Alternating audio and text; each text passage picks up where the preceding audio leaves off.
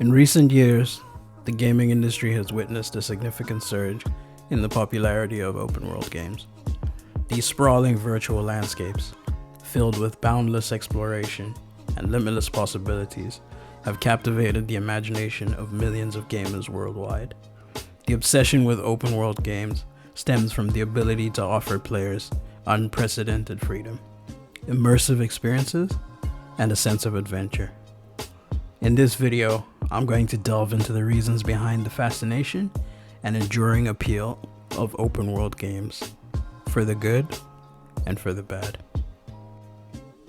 One of the primary attractions of open-world games is the unparalleled sense of exploration and the freedom they provide. Unlike linear games that restrict players to predetermined paths, open-world games present vast, seamless environments where players can traverse without constraints. Whether it's scaling towering mountains, venturing into dense forests, or diving into deep oceans, the open-world format allows players to shape their own experience.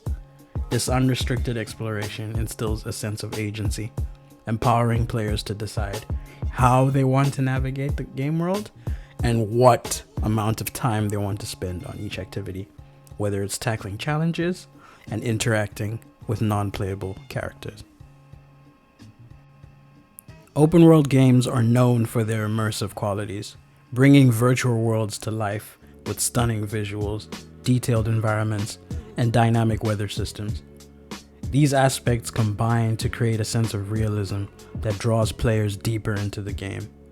The meticulous attention to detail in open world games, such as realistic day and night cycles, dynamic ecosystems, and bustling cities, fosters a heightened sense of immersion.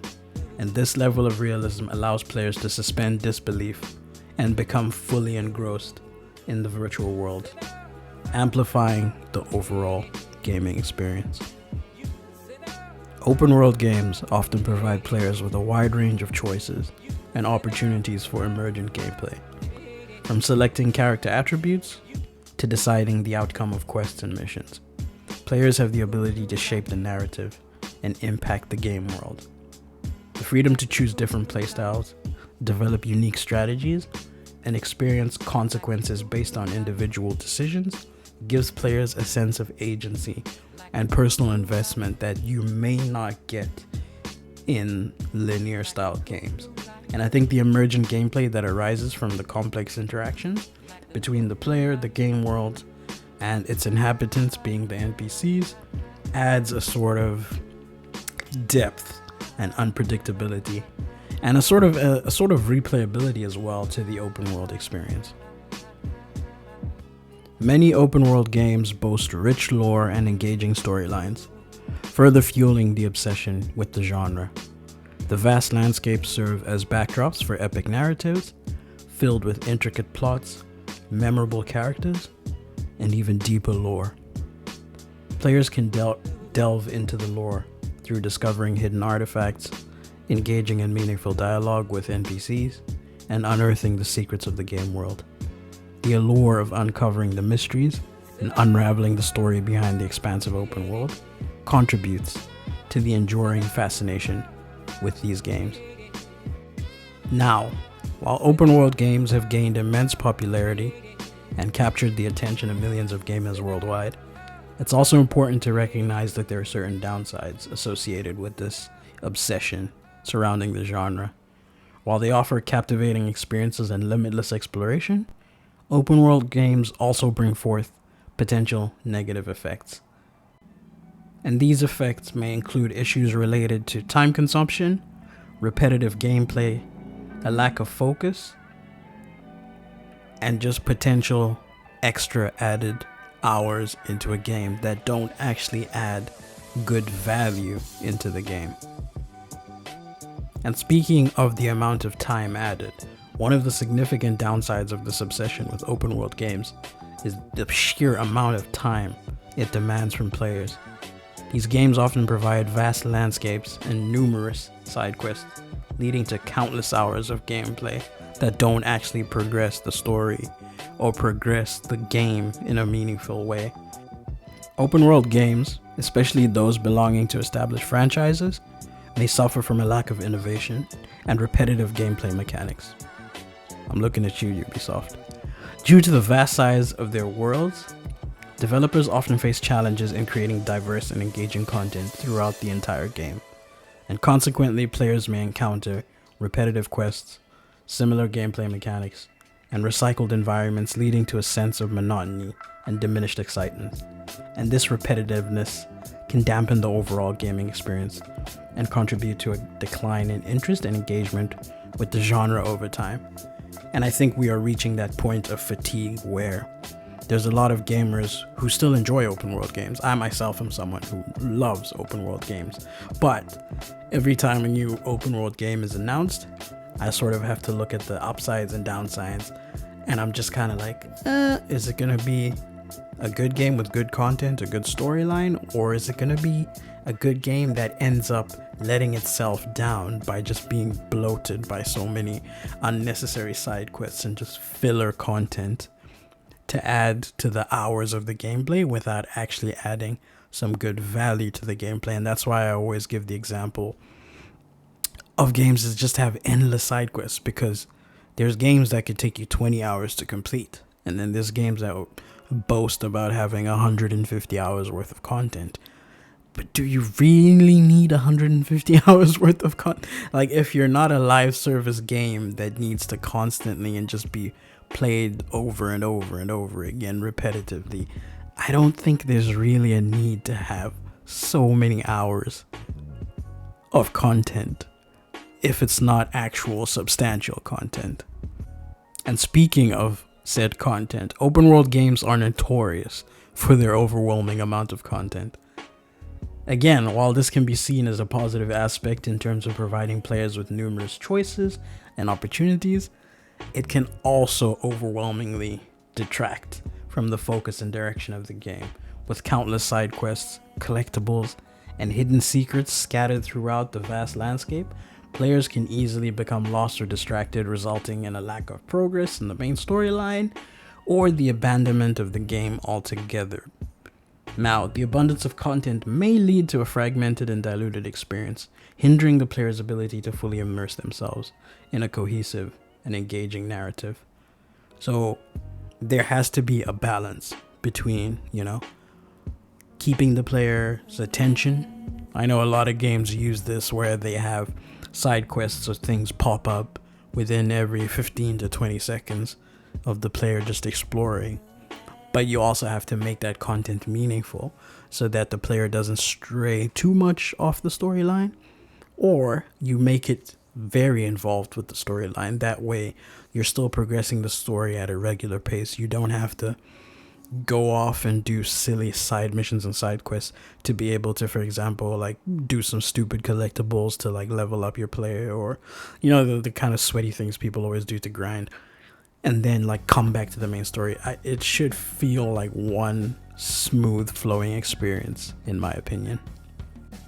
But yeah, overall, the reason why I just wanted to make this video was to touch on the pros and cons of the obsession we've seen in recent years with developers just choosing to make more and more open world games, and just to highlight that this obsession comes with its pros and cons, as with anything.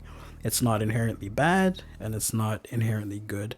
I think overall developers have to sort of find that middle ground where either you're trying to make a game that's really bloated and has a lot of hours worth of content, or you're trying to make a game that's going to keep players engaged just enough to the point where there's not too much content, but there's also not too little content, where the world and everything else going on around it sort of contributes to the overall experience and the overall enjoyment of the game itself. And I always reference games like The Witcher and Red Dead Redemption 2, where those games have a shitload of content, but those games don't inherently get you bored. Those games feel like masterpieces. They feel like a sort of, if I could describe them in series format, I would say if you've ever watched Breaking Bad or The Wire, where they're sort of slow burners, but once they hook you in, they just keep you hooked. So that's where I would describe games like The Witcher and games like Red Dead Redemption 2, where they have hundreds of hours of content, but it's hundreds of hours worth of value content and not just meaningless side quests and just meaningless things all over the place to try and keep the player engaged. But yeah, simultaneously, I think that's where there also needs to be a balance, where sometimes a game can be open world but also be linear, and this is something we saw God of War do, for example, where you can still explore and go around the world, but it's still somewhat linear storytelling. Even The Last of Us, that's a very linear game, and it's by no means open world, but they did give a sense of opening up the environment to let you explore, let you wander around, let you do things at your own pace while maintaining that linear narrative. So I think ultimately the sweet spot is sort of in that middle ground. So overall, just to conclude, the obsession with open world games can be attributed to their ability to provide limitless exploration and freedom, immersive experiences, player agency, and rich lore. I think the appeal lies in the unique blend of freedom, immersion, and personal agency. It is likely that the allure of open world games will only grow stronger, captivating gamers with their expansive virtual worlds and endless possibilities. And I myself hope that if this happens, it does indeed end up having a positive impact in the gaming world rather than a negative impact like we saw with the emergence of things like microtransactions and all sorts of little silly unwanted things in the industry, but that comes part and parcel as each industry grows and each industry learns. I hope you guys enjoyed this video.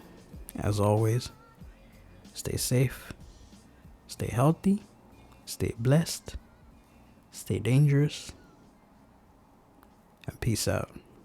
And by the way, whenever I say peace out, you can still watch the rest of the video, because I do leave up the end of the video just so that my voiceover is not there, and then it gets to the end of the video. There's usually some outtakes at the end, but your location is compromised.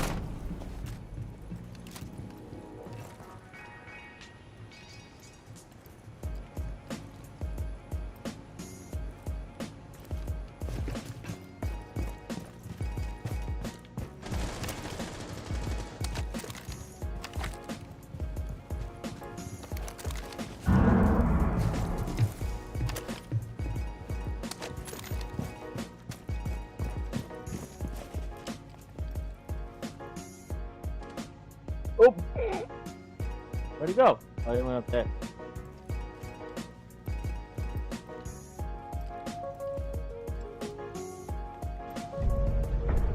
I wanted the kill. I didn't get a single one.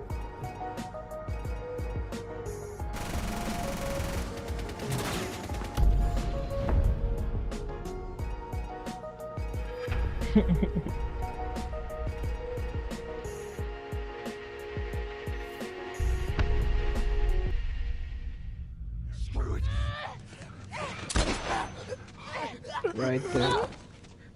Shit! Imagine having to put down your own brother. Oh my god. Oh.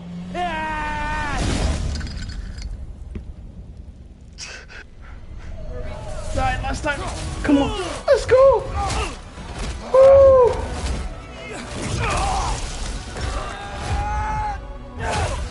Let's go. It's those father-son moments again.